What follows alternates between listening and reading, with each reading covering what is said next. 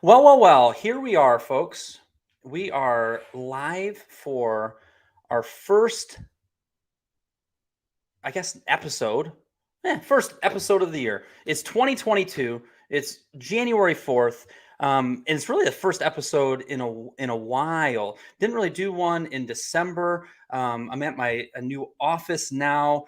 The reason I stumbled there out of the blocks is because I just looked at my printer over there and realized I printed something that I want to reference, and it's on the other side of the room. 1 second.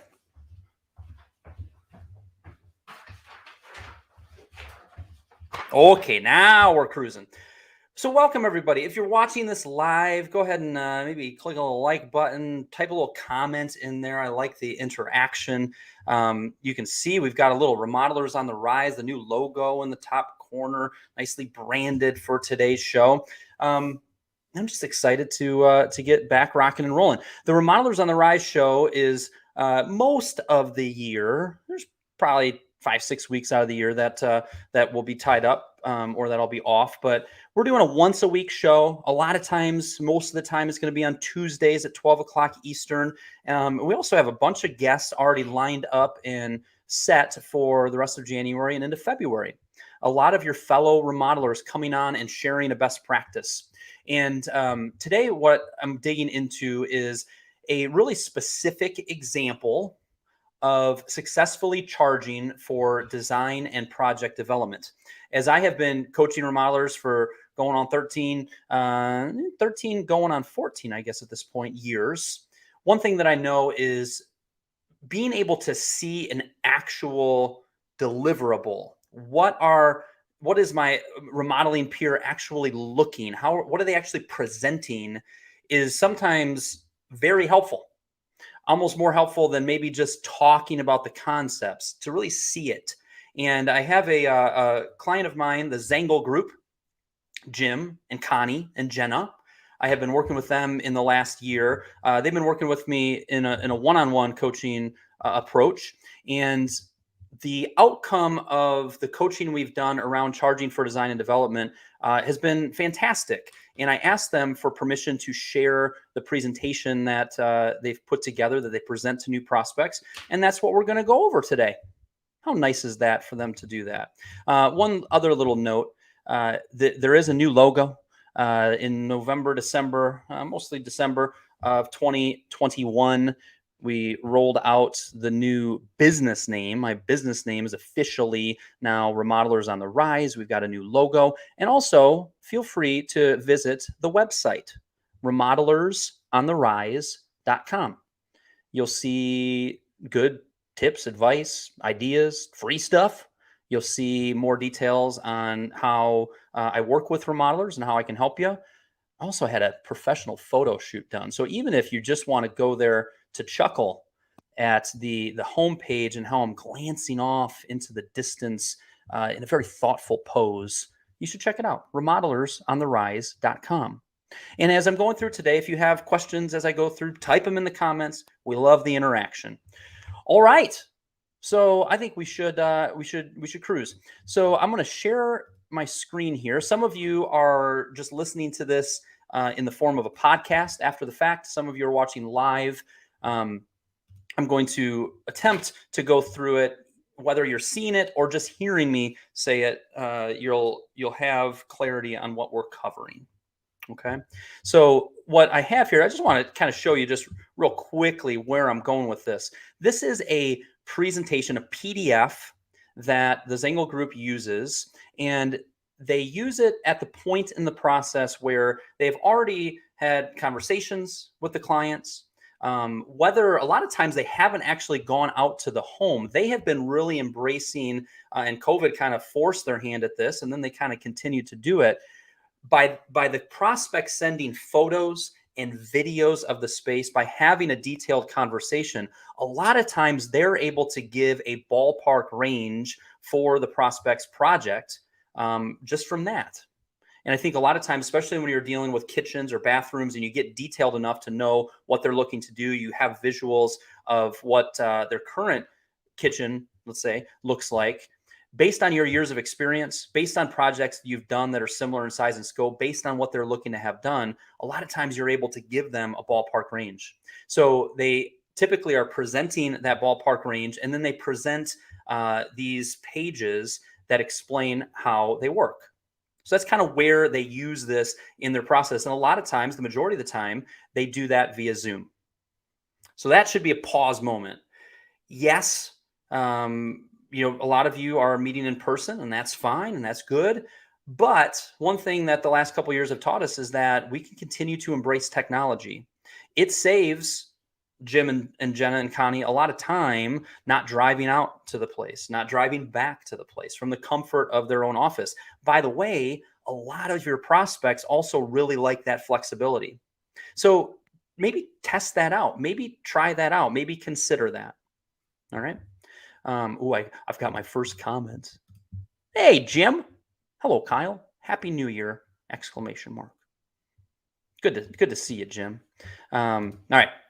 Before I go into this presentation, I wanted to toss a few more things out there to kind of set the stage. True or false? You can charge for the service that you offer to design and develop a remodeling project. You guys can type it in the comments. The answer to that is true. So much of this is having the confidence and having the clarity of mind that says, doggone it, we are putting a lot of time, energy, and effort into this. We are happy to give you a free, somebody just wrote true. Absolutely. We are happy to give you a free estimate. I already gave you that free estimate when I explained how you do the ballpark range. Your free estimate is based on what I'm seeing here, based on our years of experience, based on projects that are similar in size and scope. Your project's going to range from here to here. We've moved up the moment of truth. Now we get a reaction from them. But what we really need to do is we need to work through and finalize a design. There are so many decisions and selections that you're going to make throughout this process that can take a project into this range or that range. There is a litany of final selections, be it tile, be it the layout of the tile, be it the fixtures you choose, be it the countertops that you choose, the cabinetry that you choose, the final layout that we decide, that we need to go through that part of the process, arguably the most important part of the process, the upfront design and planning. And the way that we work is we want to nail all of that down before a hammer ever hits a job site. There are so many, perhaps of you listening, and there's certainly a lot of people in our industry that just skip through and just barely give a time and attention to design and project planning. And there's prospects of yours that have no interest in paying or spending the time for design and project development. They just want a quote. They just want an estimate. And it's your job. You are an educator. You are a teacher. You are the expert. They are not.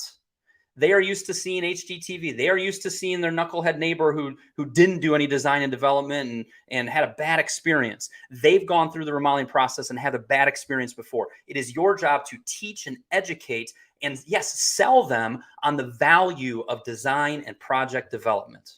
And you've got to be sold on it before you can sell anybody else on it. Okay? So going to the Zangles, when I started working with them, they had a little bit of a hodgepodge and a little bit of confidence and clarity on, we need to start charging for design and development. Why? They were sick of wasting time. They were sick of putting hours and hours into design or into project development, only to have that person say, thank you so much, but we went another direction. I think there may have been, like so many times over the years, when a lot of remodelers reach out to me and they're finally ready to get this part of their business organized and in place. I'm going to stink and get this charging for design and development down pat. A lot of times there was a final straw that led them to finally reach out to me so that I could teach them and train them and coach them on how to do it. And a lot of times it is, I put so much time and effort into that. I thought for sure we were getting that, and then they just disappeared. That was so frustrating. Okay. So if you've been there, or you might be there right now, that is a lot of times what I see. Okay. So your time is valuable. You need to protect your time. You have a limited amount of time. It is incredibly difficult to do the upfront planning that you need to do and the detail that you need to do and not charge for it. There's just not enough time. And again, you can provide them with a free estimate. But what you can't do is provide them with detailed design and detailed specifications and more of a guaranteed budget and finalize the selections. And you just sell them on the concept that if you do all of this upfront work, if we invest the time, energy, and money in doing this upfront work, this is going to be a win-win-win all around. You are going to have a project that is way better at staying on schedule, that's way better at staying on budget. The project is going to be so much smoother. We're going to get rid of so many of the surprises and potential headaches. We have an industry right now that has so many delays when it comes to materials. All the more reason that we need to make selections up front and order them as soon as possible so we have a longer lead time and so that they're here when we need them to. If you want to give your clients a remarkable and smooth and wonderful remodeling process, you can't do that if you're not taking design and project development seriously. You know, I was worried. As I ended 2021 that I wasn't, I had to do it all over again in 2022 and bring the fire and bring the energy. Would I be able to do it? Turns out I'm ready to rock, people. So hopefully that was a good reminder on some of the reasons why we need to think wisely and confidently about this topic. Okay, so now back to what I was going to hit on, which is the PDF. By the way, does anybody want to comment and say, you're on fire, brother? Anybody have a comment on what I just said or would second a part of what I just said or something? Oh, Connie's liking this. Peter, Bailey, I see you. Double digits watching. All right, good. All right. So Bailey just texted me 5 minutes ago. Make sure the mic is plugged in. Something funky with the audio. Keep skipping, repeating like scratch CD every few minutes. Is that still happening? I sure hope not. Somebody heard me. Loving it. Let's rock in 2022. Bailey, text me again if it's still happening, and I will switch the microphone. All right, rocking. So here's just a little title page. It says how we work. By the way, those are incredibly valuable words. How we work. I can hear you fine. Okay. No meaning it's fine. Okay, we'll see. Let me know. Incredibly valuable. This is how we work.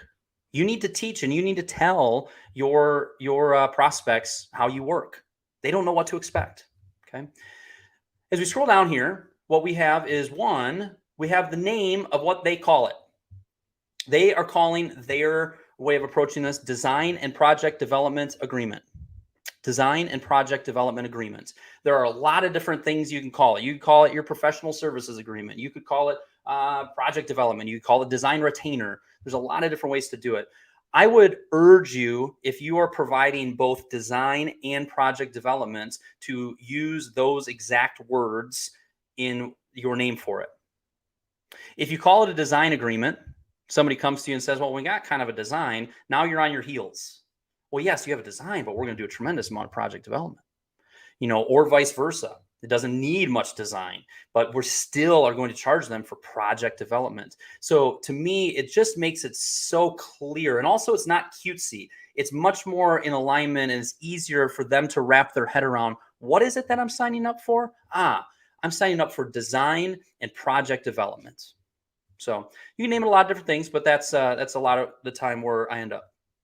Okay, so there's a name. Next thing you see on here is, well, how does it work? What do we charge? In the case of the Zengels, we charge 2% of the upper range of the anticipated investment. So you look at that budget, and I gave you a range between $80,000 and $120,000. For our design and project development, we charge 2% of that upper end of the range, that $120,000. Okay. And on the design agreement and design and project development agreement that the client actually signs, that's in there. The range is in there, and the amount that they're paying for is right there. They fill that in. They also charge 3%, or the other option, they charge 3% of the upper range for projects requiring an architect. Okay, so they use chief architect. They are able to do a lot of the design work in-house. But when it comes to something a little bit more advanced, or where they need to bring in somebody from the outside, they charge another percent for that. Now, there are 100 different ways to approach this. Some people do a percentage like this. Some people do a flat amount like this. My biggest piece of advice is, and if I have 50 clients that are doing this, everybody kind of is doing it a little bit different. So there's not one right way to do it. You might start out by doing it this way and then switch to that way. So I'm not too caught up in that. If you haven't done this at all yet, just start somewhere. Go collect a check for $250. Have somebody that actually pays you some money because they bought into this concept of design and project development, and that it's important for the project to go smooth and well, and that there's value attached to it. So in their case, we bantered back and forth on this and kind of settled on this 2% and 3%. I remember it started with a little bit of a range. I think it also started with 2.5 and 3.5, or 1.5 and 2.5.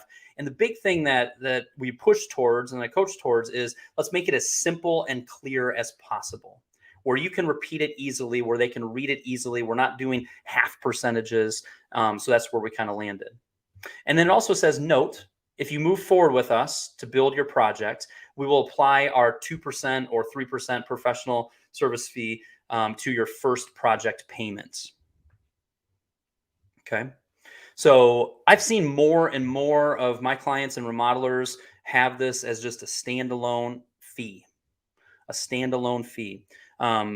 where it does not apply towards the project. There's still others who are saying, hey, and by the way, if you move forward with us on the build side, we will credit the design and project development fee towards your project.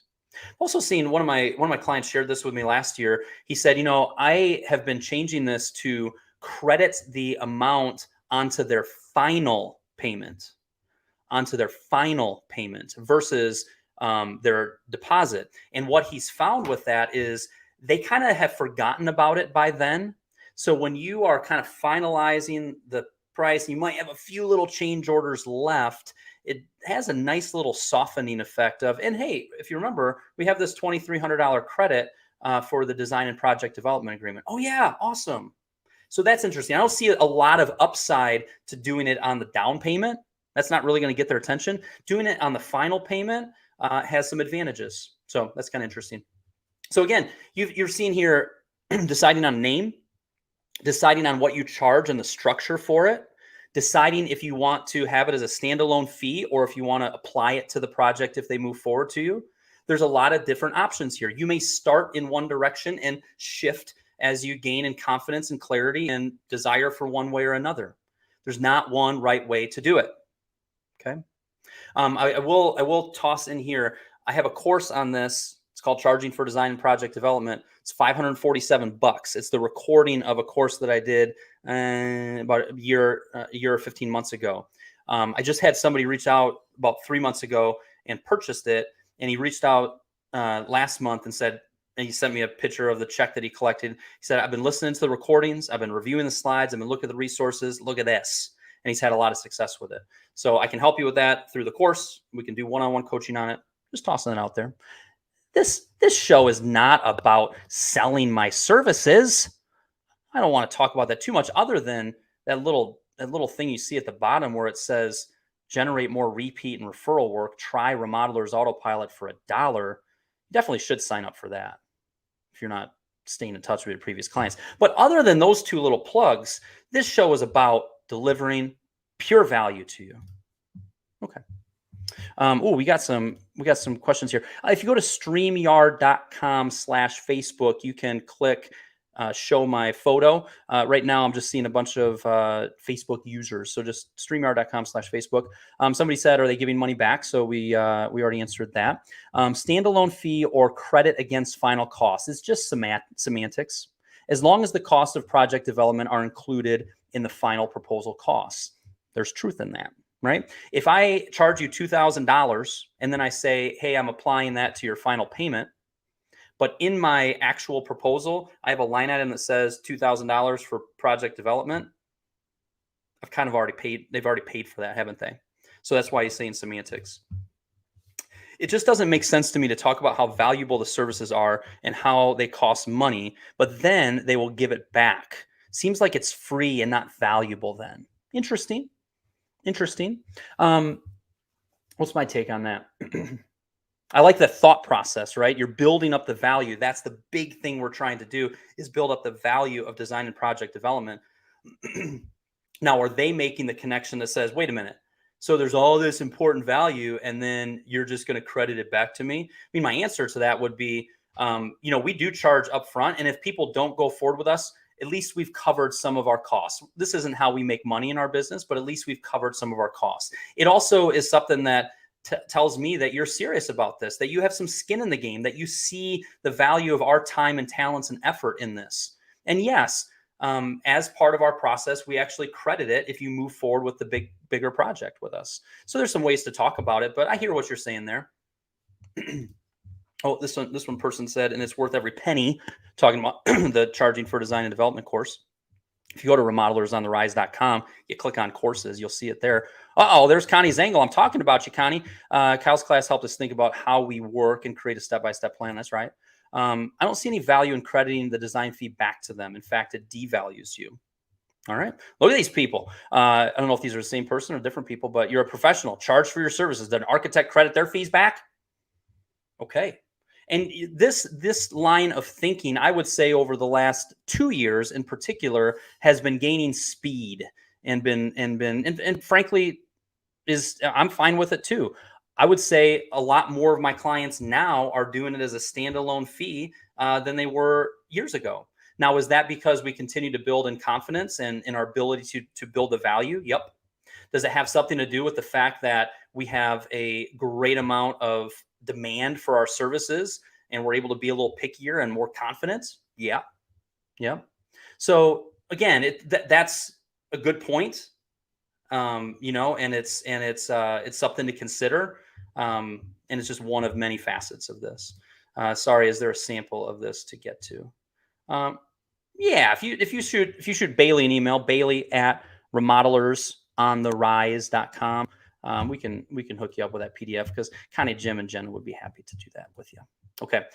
So going back to this, and let me click off this. Oh, we got lots of activity. Thanks, everybody. So down here, what we get into next is, now, what does our professional services include? And there's actually a list of 10 things. And you can see these first 3 are listed, which says discovery appointment, define project parameters, and design concepts. Okay. A couple little things about this. You see a sentence or two after each that describe and build some depth to what each means. Okay. So that's important. Do we want this to be paragraphs and paragraphs under each? No. We need this to be fairly quick and easy to read, yet also have some substance behind it.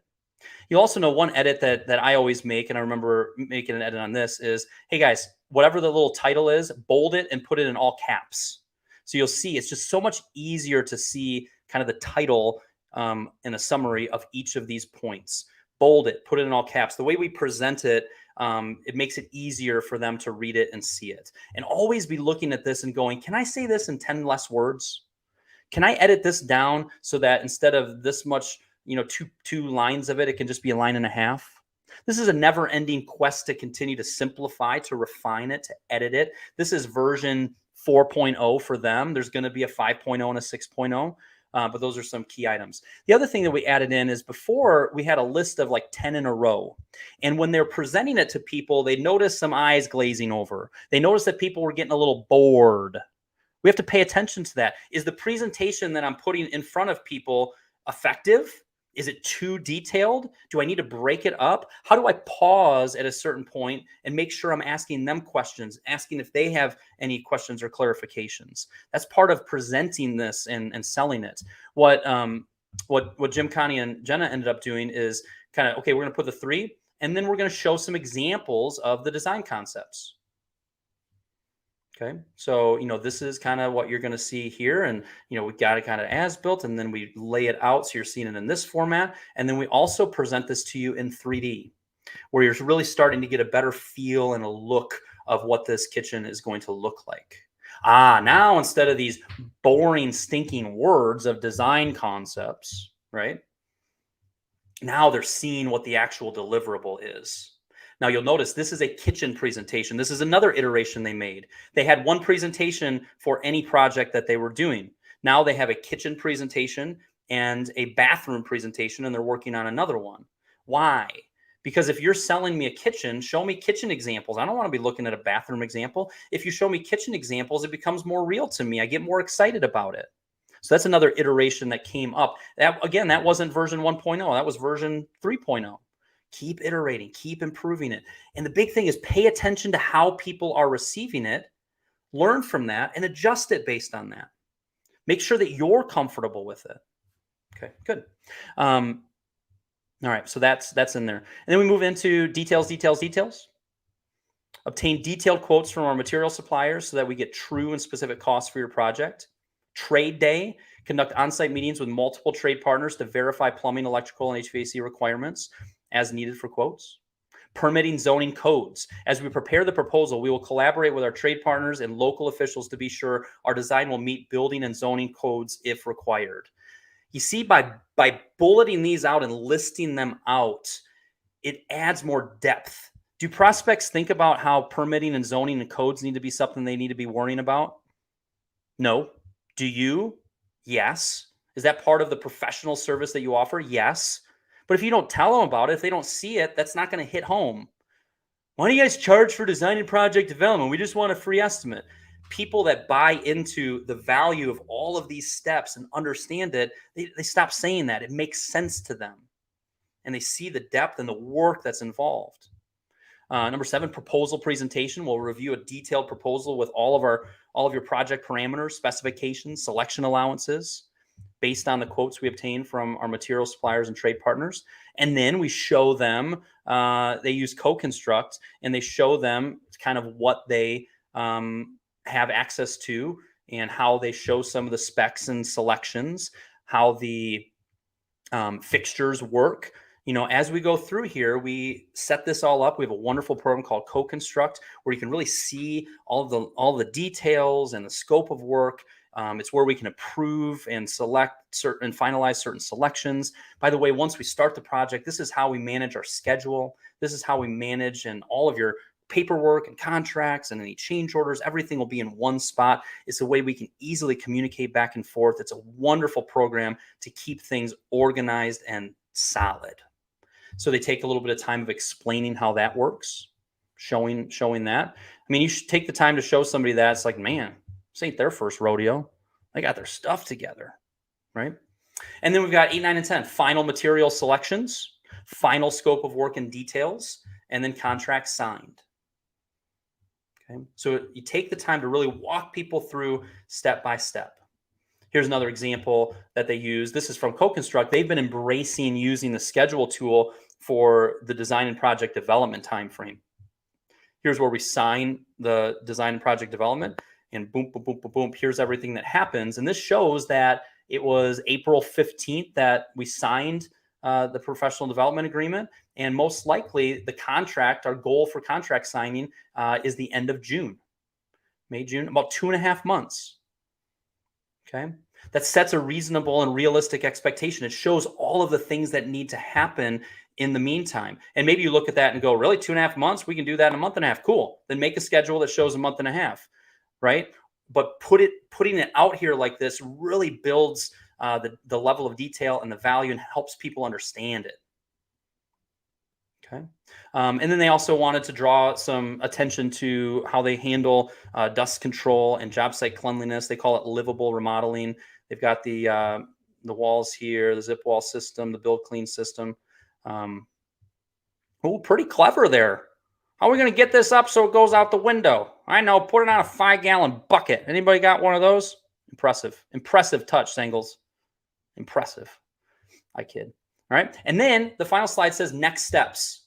We will send you your anticipated project investment letter, kind of that budget range, if you will. We will also send you the design and project development agreements. And then the next thing says ready to begin. First, sign the agreement via DocuSign. Second, let's schedule our discovery appointment. Organized, polished, clear, confident. This is how we work. Was that helpful? Is that interesting? I hope so. What else we got here? Dave Pollard says, make sure you charge enough design fee to cover your costs and be profitable with the same gross profit as construction. Otherwise, it's a loss leader, in my opinion. And then don't credit it back. Okay, so Dave is of the approach and the belief that says approach the design side as not a loss leader, as an actual revenue stream. Make sure you're paying attention to the actual hours and time that you're putting into design and project development. Measure that just like you would measuring the amount of time for the drywall phase or for the trim phase or whatever else. Put expected versus actual. How are you doing on being profitable and pricing this to be profitable? So again, that's a more another level or two beyond maybe what I've been describing here. That is something that I'm also seeing more remodelers really embrace. And Dave's been doing that for a while. I call you Dave. You wrote David on there. Either way. Connie says, we build the fee into our estimate, so we're not really losing anything. Fair enough. Somebody else said, I also recommend not using a fixed fee. The initial PDA cost is an approximation. Track development time and adjust/increase that cost if needed. That is why we like including a PDA cost in our final proposal, including a credit for the initial PDA deposit. Okay. Jim said final payment. Love that. Somebody asked, how do they determine cost in the anticipated project investment letter? So I wonder who this presentation looks oddly familiar. It is Dave. Good. How to anticipate a cost. So what that is in their case, and what a lot of remodelers do. Now, there's times where you're heading into design and project development and you don't have any idea what the range is. Look, there are so many decisions. You guys could go this way. You guys could that way. This could be a $250,000 project. This could be a $150,000 project. This could be a $350,000 project. I'm not comfortable kind of sharing any kind of range because I have no idea where this is going. But I've got a process that can help us narrow down that range and get it to the point of having a fixed price attached to it. Okay, so there's times where that is. There's other times where when you are going into a kitchen remodel, you guys are talented and experienced enough that when you have, whether you go out and see the space, you've seen photos, they've talked to you about what they're looking to do, you know it's going to be a similar footprint with a little tweak here. You've asked them some specifics about the type of cabinetry they're thinking about. You've asked them specifics about the type of countertops that they're thinking about. You quiz them on that a little bit. And then you think of projects that you've done that are similar in size and scope, and numbers are popping into your head. Now, those numbers need to be elevated from where they were 2 years ago, right? We've got to be careful with that. But a lot of times, based on your years of experience, projects that you've done that are similar in size and scope, what they're describing, you're able to confidently give a range. This range is not $80,000 to $88,000. That is way too tight. A ballpark range. Spread it out. Spread it out to the point where they go, wow, that's a big range. Yes, it is. Because there are so many decisions and so many things that could move it one way or another. Now, I will say this, a lot of times as our clients start to make selections and finalize their design and decisions, a lot of times they gravitate towards the upper end of that, if not beyond that, when they start making selections. But that gives you a little bit of a range. So I'd say a lot of my clients, especially if you're doing bathrooms and kitchens, when you get into additions, this part of the conversation is a little trickier. But when you're dealing with kitchens and bathrooms, I rarely meet one of my remodeling clients who don't have the experience and knowledge to be able to give a range based on this variety of factors. So that's how they kind of, in their case, how they kind of determine it. There we go. Shannon said, how is this presented to the client? In person in the office, virtually, or some other way? In their case, they are presenting this via Zoom. One thing I didn't pull up, but they've kind of made a little bit of an outline. Jenna and Jim have been presenting this, and they were finding that one of them was talking over the other, who's doing what part, and they've really scripted, not to sound scripted, but they have scripted it a bit, where Jim is doing the intro and this, Jenna is taking over from there and explaining this, and they've practiced it. They've rehearsed it. This is a very stinking important meeting. This is going to either build more know, like, and trust and confidence in you, and you're really going to build the value, or you're going to half-arse it. Maybe I should start swearing in 2022. Nah, I'll say arse. You're going to half-arse it and not really present it with full gusto, with full salesmanship, and really build that know, like, and trust and value. So they've taken the time to do that, and they have found success doing it via Zoom. They accidentally happened across that. They started doing it during COVID. Stinking worked. They really like not leaving the office. They heard from prospects that they really liked the flexibility of it, and they just continue to do it. They have been signing design and project development agreement one after another, most of the time never having met the actual homeowners or been to the home, because they're getting photos and videos and having good conversation and presenting this. Okay. Another way of approaching this, somebody said, offer good, better, best options. In my opinion, that is a much better than offering a wide price range. People will focus on the low number. Yeah, a lot of times I've been talking, and it's, somebody said semantics earlier. There might be a little bit of that, or there might be some brilliant salesmanship. But a lot of times, if you have a range, let's say between 90 and 120, I've been training a lot of my clients to say, and this project's going to range anywhere from $120,000 to $90,000. That's just weird, isn't it? Start with a higher number. Wait, did you start with a higher number? Yeah, I started with a higher number because that's the one you're probably going to hear and remember a little bit more. And my experience has shown that as our clients start to make selections, most likely they end up in the higher end of the range. The good, better, best. We've done some podcasts on that topic. I've had Paul McManus on. I think I've talked to the boys from Rainy Blair once about this good, better, best approach. There's a lot of work that goes into really polishing that up, but it's an incredibly powerful way of approaching this. That's Paul McManus with in the GBB. That's right. Cool. Well, we went a little OT today. Don't get used to that. I like to keep this to 30 minutes so that you guys can move on and get going with your day. But just had tremendous engagement. Is this how we're going to roll all year? You guys are going to stop what you're doing and tune into the show and contribute. And hopefully, a big thing, hopefully you were taught something, you were reminded of something that you need to maybe look into or think about more. The point of you watching this is not to be entertained by my amazing personality and handsome good looks. Now, people watching the podcast don't even know what I'm talking about. But some of you are like, wow, have you been on like a diet for the last 4 days since you ate like a pig in December? You look lean already, Kyle, after just 4 days. It's true. I was quintessential New Year's Day. Delete Facebook off the phone. Download the MyFitness app. Track my food. I was all quintessential. But here we are 4 days later. Oh, I'm nailing it. I've ate very good for the last 4 days. And wouldn't you know it, the reason I wanted to do it is not because I'm trying to look all, handsome. I mean, I don't want to look like a slob. That doesn't matter to me much, but I was just feeling like crap. When you eat sugar and crap and too much food and crap, you feel like crap. And man, I've had so much more energy. My stomach doesn't hurt. I just feel better. Who would have thunk it? Huh. So that's my report on January 4th. It'll be fun going back and listening to this on June 4th and see how I'm doing with that. Somebody said, great presentation. Another person said, is there a discovery call prior to this? What were steps prior to this pitch? Yeah, I covered that a little bit at the start if you watched the recording. But yes, there was a discovery call. There was a request for photos and videos and review of that. And then there was this. Wow, you are on it, says Connie. Connie, hey, thanks. Thanks for letting me present this. It was good to go through. And y'all, we will talk again soon. Reach out anytime.